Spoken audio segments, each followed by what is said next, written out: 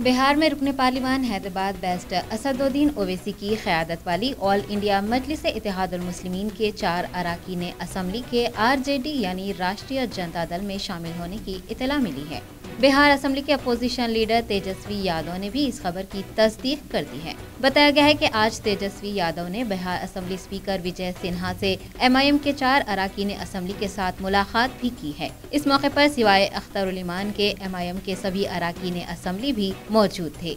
जो अरकान assembly RJD में शामिल हो रहे हैं उनमें मोहम्मद इजहार अस्फी, शहबाज आलम, रुकनुद्दीन अहमद और अंजार नईमी शामिल हैं।